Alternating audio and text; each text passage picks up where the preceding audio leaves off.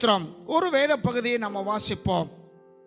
மத்தேயு 21 அதிகாரம் 31 வசனம்.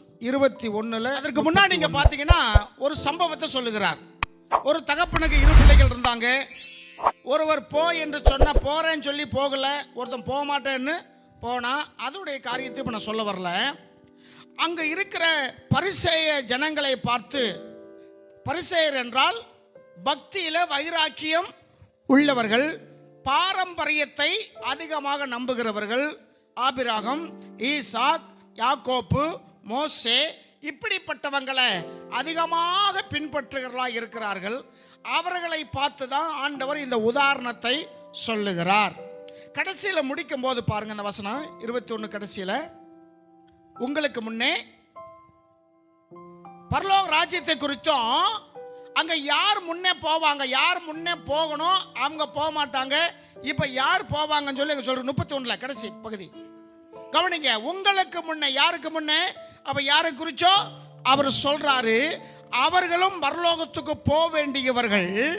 இப்ப அவர்களுக்கு ஏதோ ஒரு தடை வந்துருச்சு. அதற்காக தான் சொல்றாரு, உங்களுக்கு முன்னே. நல்லா கவனிச்சுக்கிடுங்க. தேவனுடைய ராஜ்யத்தில் பிரவேசிக்கிறார்கள்.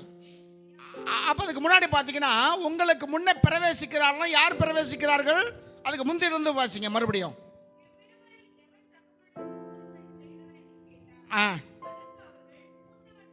சரி, அடுத்து வாங்க. அந்த மேட்ரு அதோட முடிஞ்சிச்சு. சரிங்களா? மூத்தவன் தான் கீழ்ப்படுகிறவன் அப்படி சொல்லி அது முடிஞ்சிட்டு, அப்பொழுது இயேசு அந்த தன்னிடத்துல கேள்வி கேட்ட அந்த பரிசேயரை பார்த்து சொல்லுகிறார், அவர்களை நோக்கி, ஆயக்காரரும் வேசிகளும் உங்களுக்கு முன்னே தேவனுடைய ராஜ்யத்திற்கு பிரவேசிக்கிறார்கள். அல்லேலூயா. உங்களுக்கு முன்னே அப்படியே என்ன அர்த்தம்? நீங்க தான் முன்னாடி இருக்கணும். ஆனா உங்களுக்கு முன்னாடி யாரெல்லாம் நீங்க அற்பமா நினைச்சீங்களோ, ஆயக்காரர், சரிங்களா, ஆயக்காரரை நீங்க அற்பமாய் நினைச்சீங்கன்னு சொல்றார். ஆயக்காரர் என்றால் யார் என்று நீங்க தெரிந்து கொள்ள வேண்டும். சரிங்களா? தெரிந்தவர்கள் சொல்லுங்க. நான் ஏற்கனவே சொல்லி இருக்கிறேன். ஆயக்காரர்களும் பாவிகளும் அப்படிதானே? ஆயக்காரர்களும் வேசிகளுமா? வேசிகளும் உங்களுக்கு முன்னே பிரவேசிப்பார்கள் இருக்கு. சரி, இந்த 2 பேர் யார்? வேசி என்றால் உங்களுக்கு அது சொல்ல வேண்டிய அவசியம் இல்லை, தெரியும்.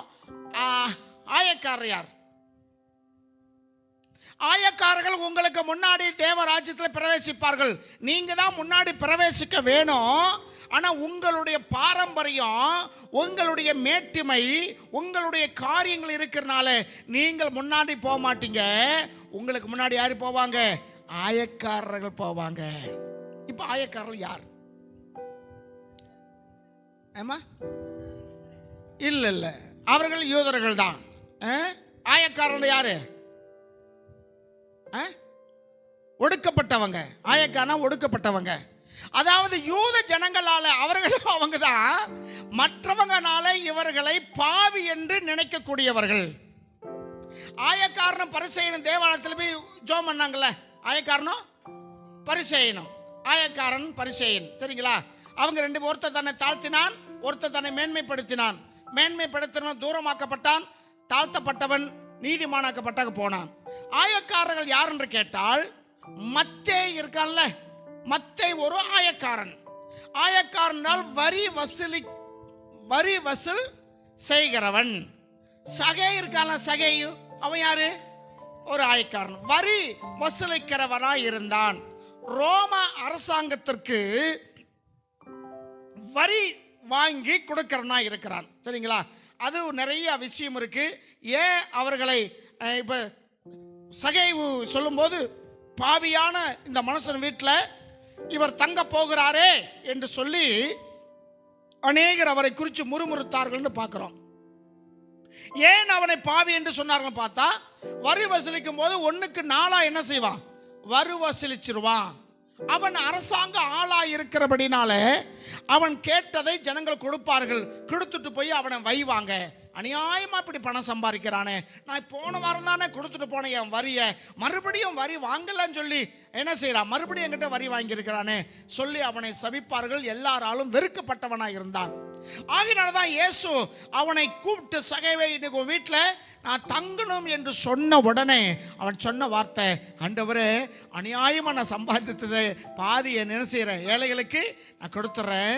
ஒருத்தர்கிட்ட எதையாவது நான் வாங்கியிருந்தா நாளத்தனையாய் ஏமா நாளத்தனையா வாங்கினதுனால தான் நாளத்தனையா கொடுக்கிறேன் என்று சொல்லும்போது ஆண்டவர் சொன்னார், இவனும் ஆபிரகாமுக்கு குமாரனா இருக்கிறானே என்று சொல்லி வீட்டுக்கு போகிறார். சரிங்களா?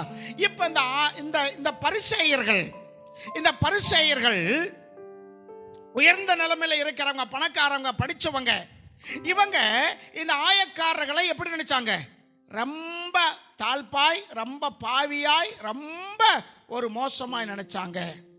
அப்புறம் வேசிகள், இவர்கள் ரெண்டு பேரும் இது ஒரு உதாரணம் சொல்லுகிறார்.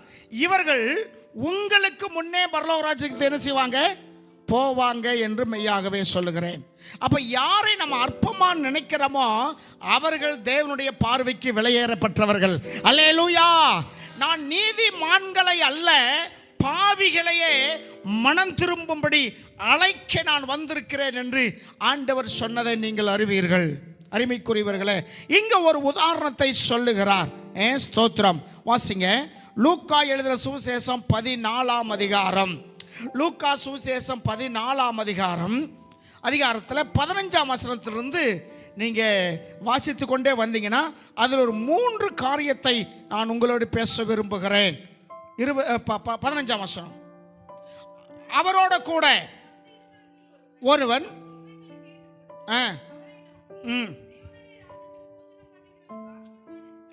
தேவனுடைய ராஜ்யத்தில் போஜனம் பண்ணுகிறவன் பாக்கியவான். ஏன்னா இப்ப இயேசு பந்தியிலே அமர்ந்திருக்கிறார், எல்லாரும் அமர்ந்திருக்கிறாங்க.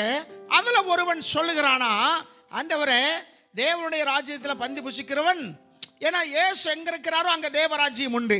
அல்லேலூயா! இயேசு எங்க இருக்கிறாரோ அங்க என்ன இருக்கு, பரலோகம் இருக்கிறது. ஆமென். தேவநாத மகிமண்டார். நான் ஒரு உதாரணம் சொல்லிருக்கல. ஒரு நாள் கணவன் மனைவி கிட்ட தேவதூதன் வந்து நின்னாராம். தேவதூதன் வந்துட்டு, நீங்க ரொம்ப அருமையா இருக்கிறீங்க, ஆனா உங்களுக்கு ஒரு வாய்ப்பு கொடுக்கப்படுகிறது. நீங்க என்ன செய்யலாம், பரலோகத்துக்கு நீங்க சொர்க்கத்துக்கு வரலாம், ஆனா ஒருத்தர் தான் வர முடியும். சொர்க்கத்துக்கு ஒருத்தர் வர முடியும், உங்களுக்கு வாய்ப்பு இருக்கு. கணவன் மனைவி 2 பேர் இருக்கிறீங்க, யார் வர்றீங்க அப்படின்னு சொல்லி கேட்கிறார். தேவதூதன் கேட்டாராம். அப்ப சற்றும் யோசிக்காம மனைவி பேசுக்கு முன்னாடி கணவன் சொல்லிட்டாரா, ஐயா என்னுடைய மனைவி சொர்க்கத்துக்கு கூட்டு போங்க அப்படின்னாரா. உடனே தேவதூதன் அப்படியே, சே இவ்வளவு பெரிய பாசக்கார பையலா இருப்பான் போல் இருக்கேன், சொர்க்கம்னா எவ்வளவு பெரிய காரியம், அப்ப நான் கூட வர வேண்டாம், என் மனைவி கூட்டு போன்னு சொல்றாரு, எவ்வளவு பாசமுள்ள பையனா இருப்பான். மனைவி அப்படியே அதிர்ச்சியாகி நிற்கிறாங்க. எப்படி சொல்லி கேட்கும்போது அவர் சொன்னாரா, இல்ல என் மனைவி அங்க வந்துட்டா இப்ப இந்த இடமே சொர்க்கமா இருக்கும், என் மனைவி பரலோகத்துக்கு வந்துட்டா இந்த இடம் எப்படி இருக்கும், சொர்க்கமா இருக்கும், அதனால இவ்வளவு என்ன செய்யுங்க, கூட்டு போங்க சொன்னாராம்.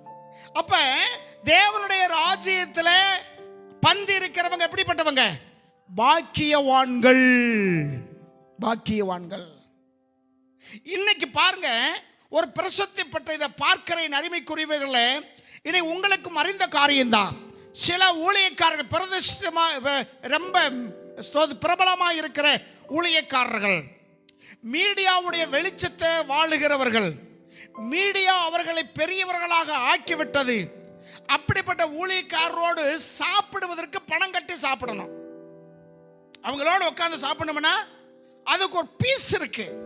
அவர் நமக்கு வீட்டுக்கு வரணும்னா ஒரு பீஸ் அது கொடுத்தாதான் என்ன செய்வாங்க, ஆபீஸ்ல போய் என்ன செய்வாங்க, பணத்தை கொடுத்து ரசீது போட்டு வாங்கிடுவாங்க. இன்னும் நாளில் இத்தனை மணி நேரத்தில் உங்க வீட்டுக்கு வருகிறான்னு சொல்லி ஒரு ரசீது போட்டு வாங்கிடுவாங்க. அந்த ஊழியக்காரடு உட்கார்ந்தா சாப்பிட்டா ஒரு அமௌண்ட் கட்டணும், அவரோடு போட்டா எடுத்தா ஒரு அமௌண்ட் கட்டணும். அப்படியெல்லாம் இருந்ததை நீங்கள் பார்க்குறீங்க. அது அவங்களுக்கு ஒரு பெரிய சந்தோஷம். இப்போ இவன் சொல்றான், அவரோடு கூட பந்தி இருந்தவர்கள் ஒருவன் இவைகளை கேட்ட பொழுது அவரை நோக்கி, தேவனுடைய ராஜ்யத்தில் போஜனம் பண்ணுகிறவன் பாக்கியவான் என்று ஒரு சொல்லுகிறார். அதற்கு ஆண்டவர் சில உதாரணங்களை சொல்லுகிறார். பாருங்களேன், வாசிங்க. அதற்கு அவர், எப்பா இது நீ ஒரு பெரிய விஷயம் சொல்லிக்கிட்டு இருக்கல, ஆனா ஒரு உதாரணத்தை நான் சொல்லுகிறேன், ஒரு ஓமானத்தை நான் சொல்லுகிறேன்னு சொல்லிட்டு ஒரு பெரிய மனுஷன் பெரிய விருந்தை ஆயத்தம் பண்ணினான். அந்த விருந்துக்கு தன்னுடைய நண்பர்கள், தன் உறவினர்கள் நிறைய பேர்த்த அழைப்பித்தான். விருந்து வேளையில் தன் ஊழியக்காரனை நோக்கி, நீ அழைக்கப்பட்டவர்களிடத்திலே போய், யாரெல்லாம் நான் அழைக்கிறோம் என்று உனக்கு தெரியும், பத்திரிக்கை உன் கையில கொடுத்துட்டேன், பேரையும் போட்டு கொடுத்துட்டேன், அழைக்கப்பட்டவர் எல்லா இடத்துலையும் நீ போய் எல்லாம் ஆயத்தமாயிருக்கிறது. அல்லேலூயா. உங்களுக்கு என்னென்ன செய்ய வேண்டுமோ எல்லாவற்றையும் ஆயத்தமாயிருக்கிறது, வாருங்கள் என்று சொல் என்றார். அவனை அனுப்பியாச்சு.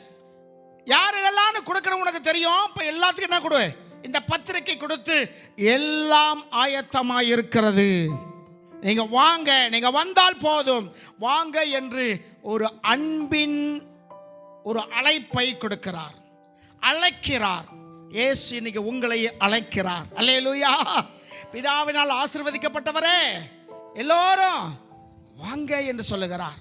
தேவன் நித்திய ராஜ்யத்துக்குள்ளாக பிரவேசிங்கள். உங்களுக்கு என்னென்ன தேவை என்று அவருக்கு தேவையோ தெரியும், அனைத்தையும் உங்களுக்கு கர்த்தர் ஒழுங்கு செய்திருக்கிறார். ஆமென். அதை நீங்க நம்பணும். நம்பது மாத்திரமல்ல, கீழ்ப்படியணும். சொல் என்று அவனை அனுப்பியாச்சு. சரிங்களா?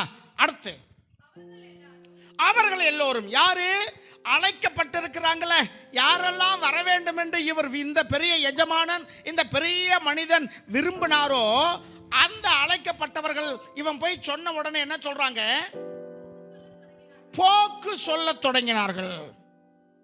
யாரெல்லாம் இவன் அழைக்கணும்னு விரும்பி பத்திரிக்கை அடிச்சு கொண்டு போய் கொடுத்துட்டு வாப்பான்னா, பத்திரிக்கை வாங்கிக்கிட்டு அழைக்கப்பட்டவன் என்ன சொன்னாங்களா, போக்கு சொன்னார்களா.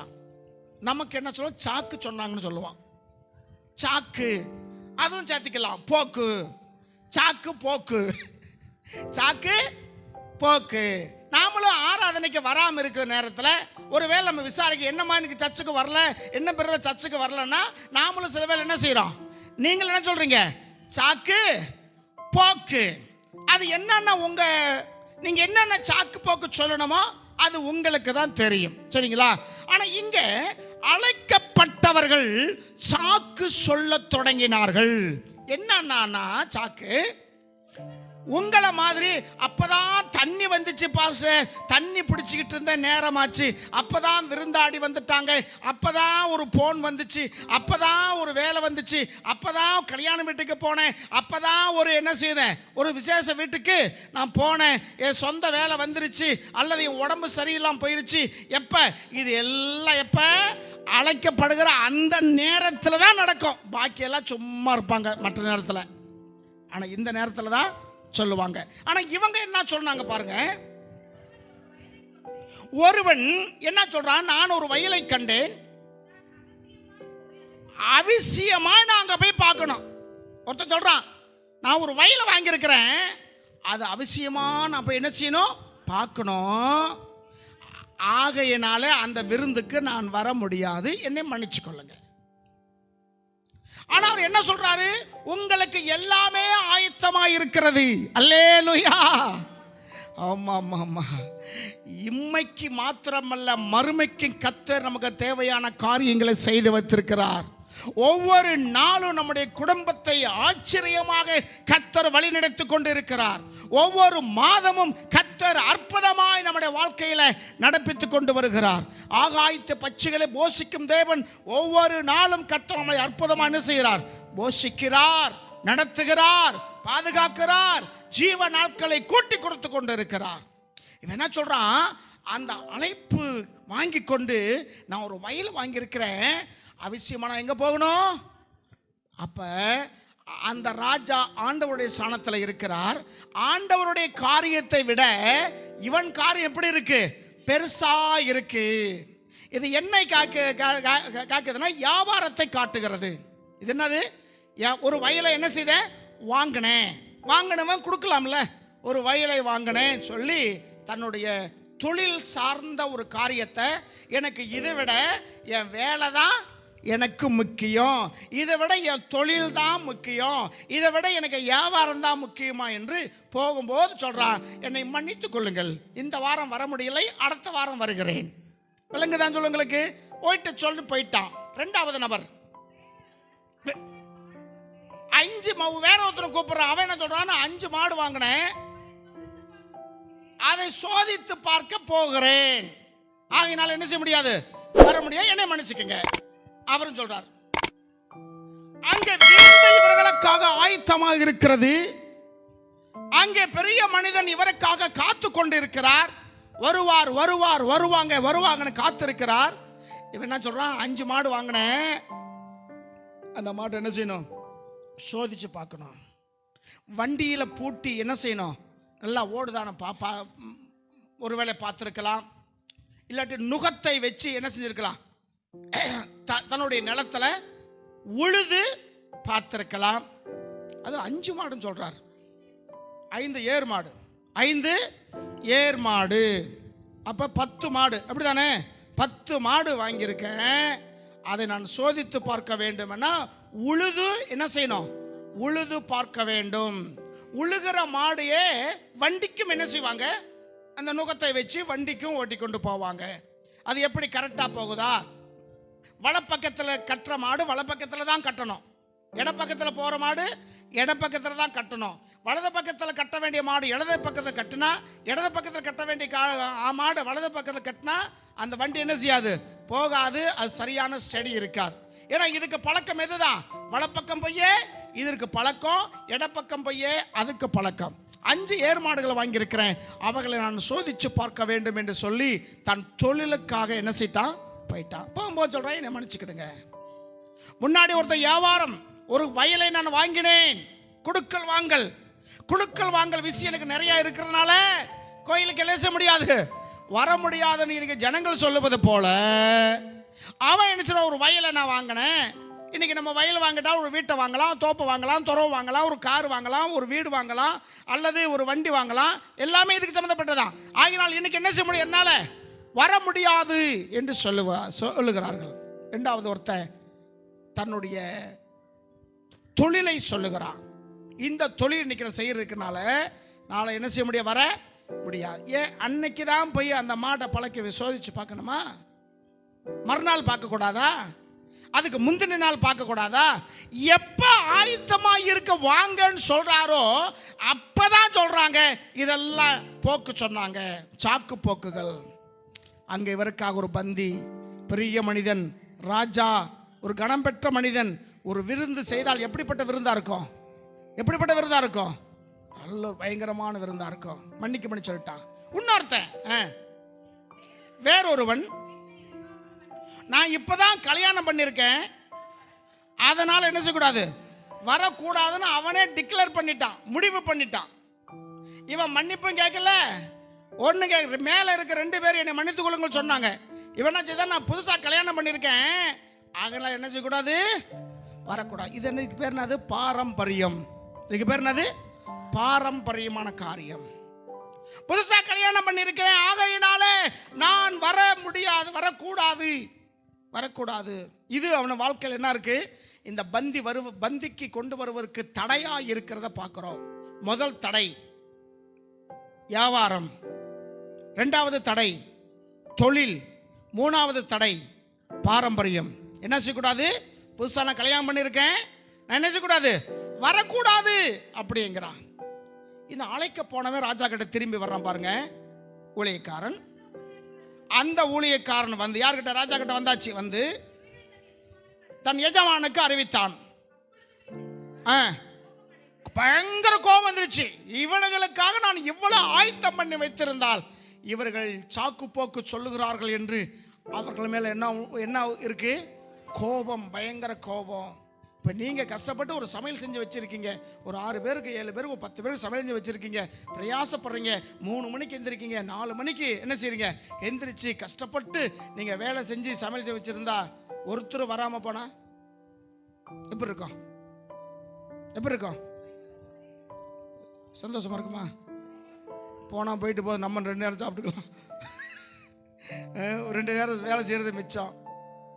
ஏன்னா ஒரு எதிர்பார்ப்பு, அவர்களுக்காக என்ன செய்கிறோம் என்ன. இங்க எஜமானன் இருக்கு, பெரிய மனிதர். அந்த அழைக்கப்பட்ட என்ன வருது? கோபம் உண்டாகி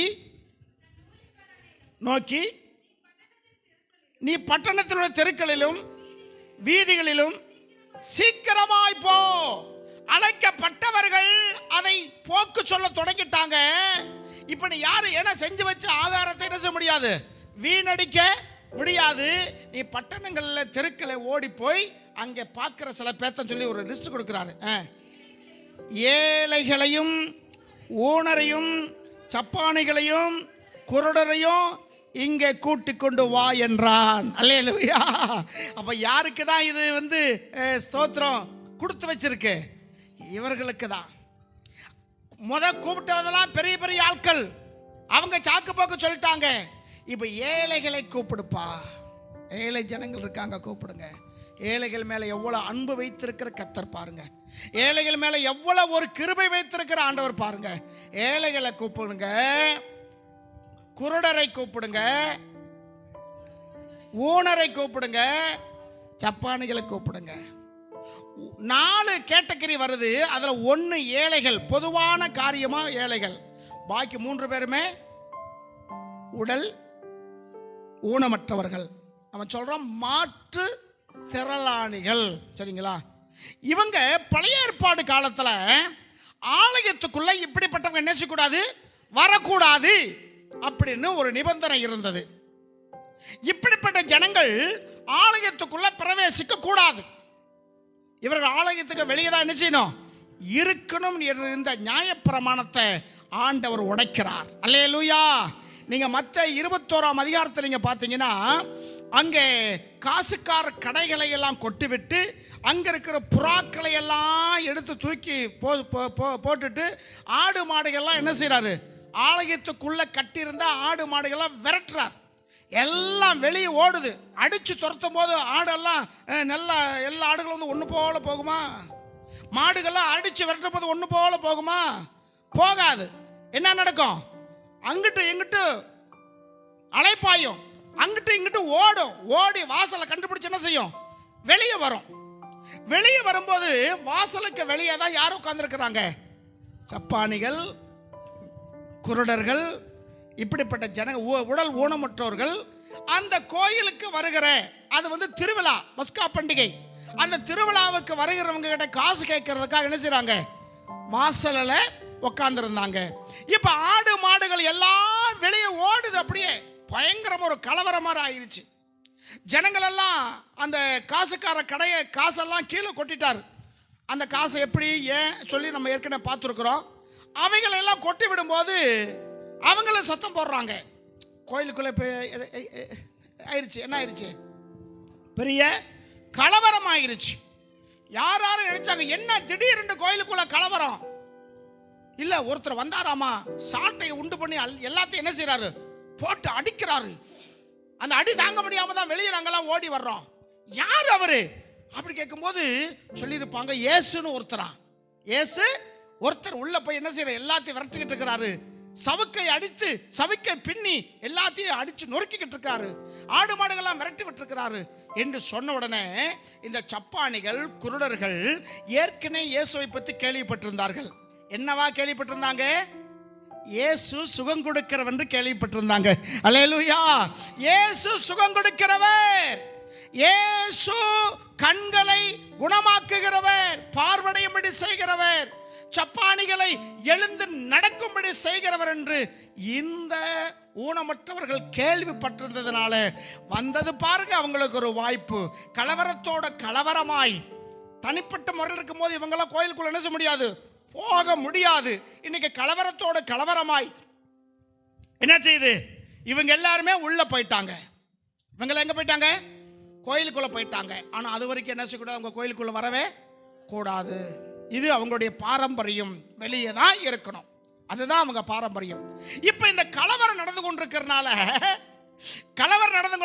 யாரும் கவனிக்க மாட்டாங்கன்னு சொல்லி தனக்கு கிடைத்திருக்கிற வாய்ப்பை பயன்படுத்திக்கணும் சொல்லி இந்த சப்பானிகளும் குருடர்களும் பார்வையற்றவர்கள் எல்லாம் கோயிலுக்குள்ள போயிட்டாங்க. கோயிலுக்குள்ள போன உடனே என்ன சொல்லிருப்பாங்க, இயேசு பார்த்த உடனே என்ன சொல்லிருப்பாங்க, ஐயா எங்களுக்கு இறங்கும், எங்களுக்கு சுகம் கொடும், எங்களுக்கு ஒரு அற்புதம் செய்யும் ஆண்டவரே. இப்ப இயேசு சாந்த குணமுள்ளவரா இருக்கிறாரா? ரொம்ப பொறுமையா உட்கார்ந்து எல்லாத்துக்கிட்ட செய்தி பிரசங்கமா கொடுத்துக்கிட்டு இருக்கிறாரு. என்ன செஞ்சிட்டு இருக்காரு? கோபத்தில் இருக்கிறாரு. என் பிதாவின் வீட்டை நீங்கள் கல்லறை குகையாக்கி விட்டீர்களே, என்னுடைய வீடு சகல ஜனங்களுக்கு ஜெப வீடு என்று சொல்லி இருக்கு, நீங்க அதை என்ன செஞ்சிருக்கீங்க? கல்லர் குகையை ஆக்கியிருக்கீங்க சொல்லிதான் அவர் சாட்டை உண்டு பண்ணி அப்படியே விளாசிட்டு வர்றார். அப்ப அவருடைய மனநலமை எப்படி இருந்திருக்கும்?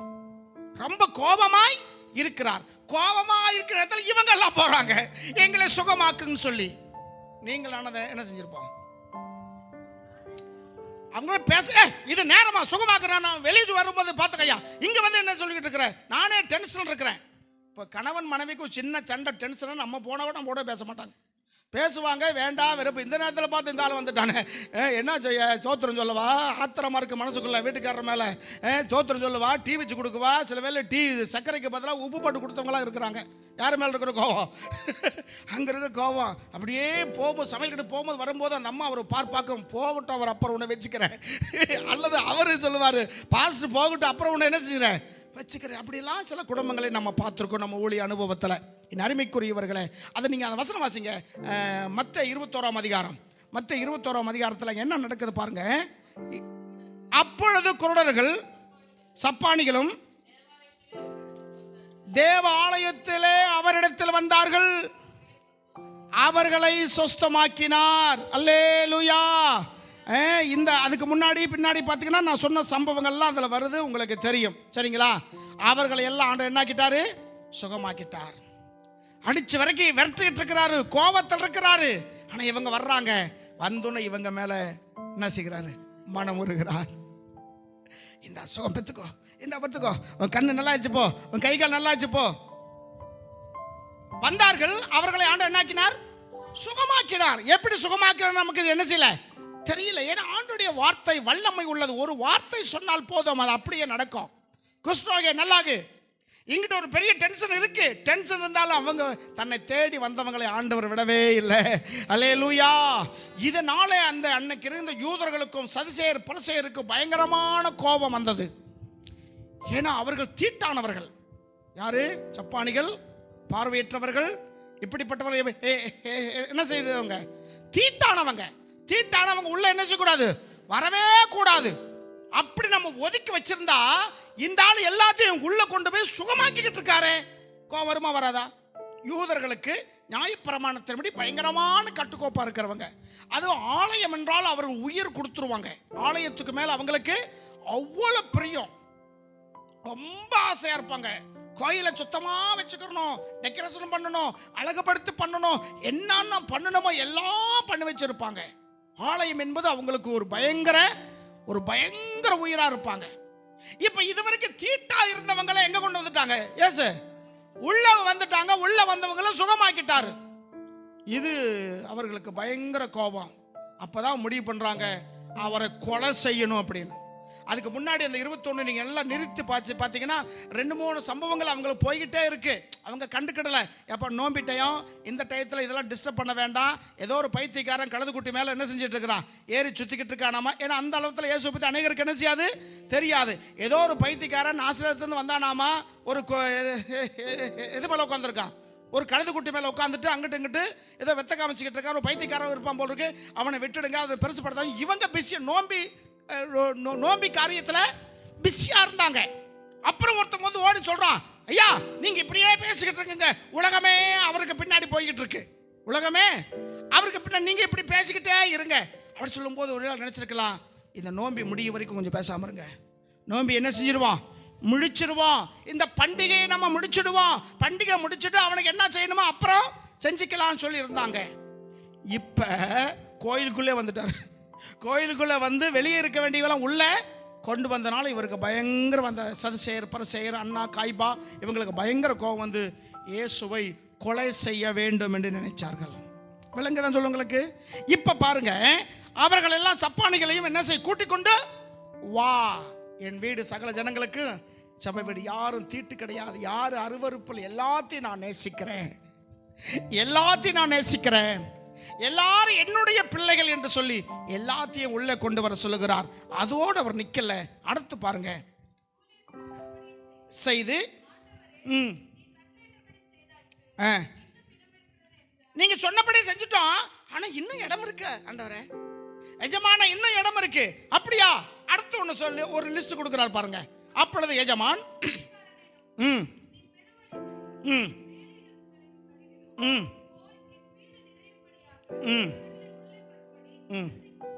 இங்க ரெண்டு காரியத்தை சொல்லுகிறார். உங்களுக்கு வாசிக்கும் போது நீங்க விளங்கி இருக்குன்னு நினைக்கிறேன். மறுபடியும் அது என்ன சொல்லுகிறாரு, ஊழியக்காரனை பார்த்து, எப்பா நீ போய் எங்க போனோம், பெரும் வழிகளில